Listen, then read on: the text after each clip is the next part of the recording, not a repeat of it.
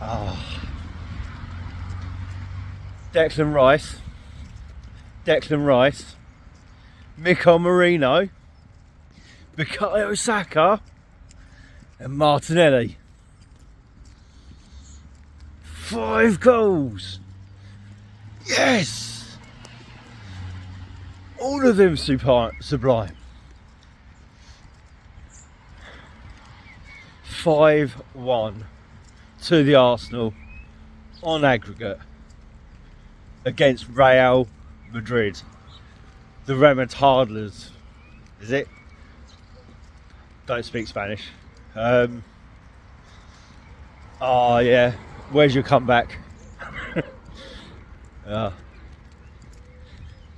That famous joke from Jimmy Carr comes to mind, doesn't it?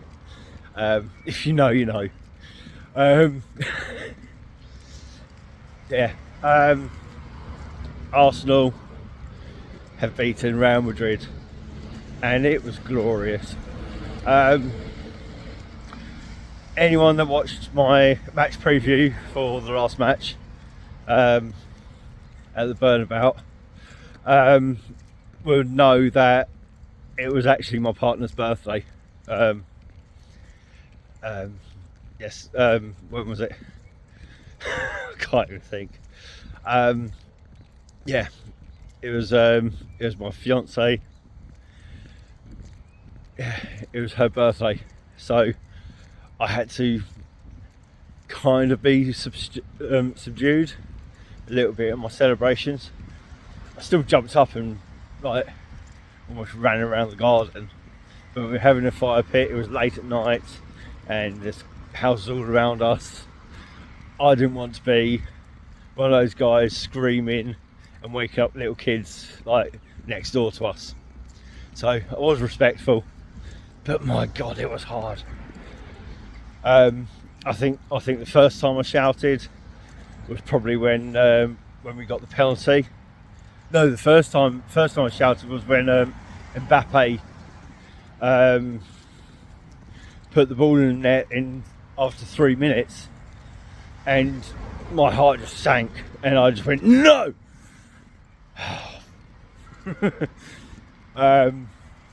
Very quickly and very obviously offside though. Called offside, and yeah, it was obvious. He was miles offside, but that's all they had. That is all they had. The defence was epic. I know Saliba made a mistake in the second half, but I don't know who said it because I've listened to so many podcasts. But someone said that Saliba making a mistake was just so Real Madrid don't want him as much because he wants to stay at Arsenal. Love that, absolutely love that. That's brilliant. Yeah. Saliba gets his pocket picked, but who cares?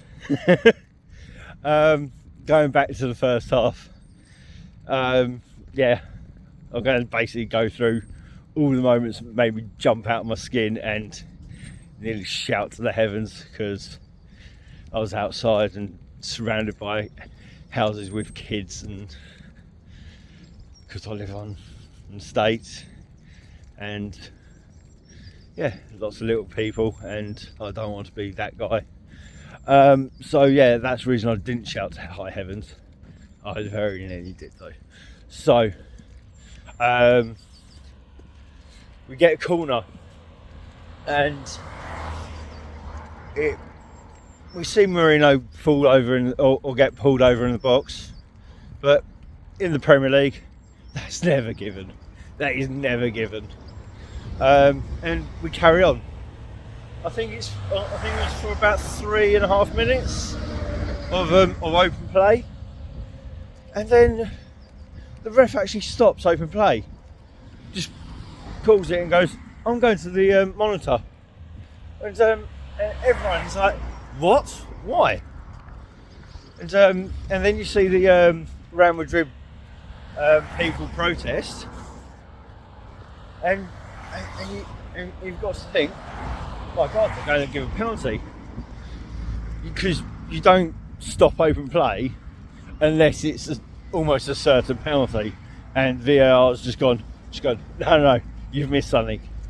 So, they actually give Mikel Merino pull over from a corner as a penalty, and you're thinking, oh my God, this could be 4-0. This could be 4-0. If we score this, it could be 4-0 after, like, I don't know, 16 minutes I think it was. I might have my timings wrong. Everything felt so slow in that match, and I'm not the only person to say that. And Saka steps up. You're thinking, oh my God, just bury it like you've been burying penalties all season. Just bury it. Put this game to bed. Shut up that Bernabeu and the Rama Tadler. Break the spirits. Kill their vibe. All of that. And he goes for the Panenka, but he doesn't go down the middle. So Rudiger saves it. Is it No, not Rudiger. I can't even remember his name. Real Madrid keeper. It might be Rudiger. I don't think it is. No, it's not Rudiger. Definitely not. Is it? I can't remember his name. You guys go ahead for it. But he saves it, and that made me jump out of my seat in frustration. I was so angry, and obviously having people around that don't follow football, they're just looking at me like I'm a right nutcase. But everyone on here, everyone that's listening, will get it, how significant that penalty was. And yeah, then I start like grabbing my phone, going, "We've missed it! Oh my God!" And they're like, "Is he all right?" And yeah, Karen, my partner, yeah, she goes, "Yeah, it's fine. He'll calm down." And yeah, but in the first half, after that, there wasn't much contention, was there? Onto Mbappe's disgraceful dive. Yes, there was a little bit of contact, but nothing. And you could see by Rice's reaction that Mbappe dived. Like, I think as soon as the referee pointed to the spot, you could see that there was no way. He literally did the same motion of disbelief when he got sent off, and the referee pulled out the red card for him to walk when he kicked the ball away. He did that reaction, and you just know you can't fake that reaction. Yeah, and then it was like 5.5 minutes, I think, for them to check to see if that was ruled out. Eventually, ref gets called to the monitor, and it's rightly offside. It's rightly not given, because there's no way that's pen. No way. Mbappe throws himself to the floor. He's looking for it all day long, and yeah, not given. And I think that killed their spirits a little bit. I really do. I think that kind of sucked their life, because normally if you see that and you're down a goal, and you're in like a stadium like that with lots of hostile home fans, like Anfield or I don't know, like Old Trafford. Like, you saw what those fans created today. Feb, or last night. Fair play to Old Trafford and Man U, because that was a good comeback. Nothing like Real Madrid. Yeah, I mean they nearly threw it away, didn't they? But yeah, fair play to Man U. Let's hope. I just hope Bodo Glimt and Athletic Club get through. I'm sorry, guys. I don't want to see an English team in that final. But if we make it to the final, wouldn't it be sweet if little old Spurs actually did something for change, and then we overshadowed it by winning the Champions League? Oh, that's cute. You got your Europa League trophy for once. Oh, look what we got. Yeah. That'd be quite. I'd love that narrative. Like that would be all worthwhile. Anyway, because also they'd have their parade and we'd have ours, and it'd be 10 times. It'd be 100 times more, wouldn't it? 1,000 million times more. Anyway, on to the second half, and yeah, I can't even remember what time we scored or anything. I know Martinelli got that one, but in 9 minutes. But yeah, Saka. It was a move basically created by him. He started off like retrieving the ball on the by the corner flag, hooked it over to Martin Odegaard. I think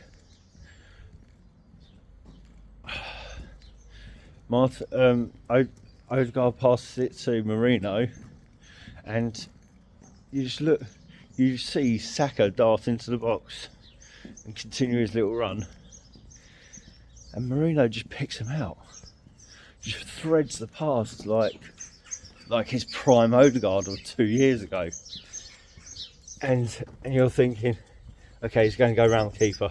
Like, this is all in split seconds. Just thinking, he's going to go around the keeper, he's got a chance. He just dinks it over. He does exactly the same finish that he tried for the penalty. And just to show the sheer balls of the guy. And yeah, I just went mental. I went absolutely mental.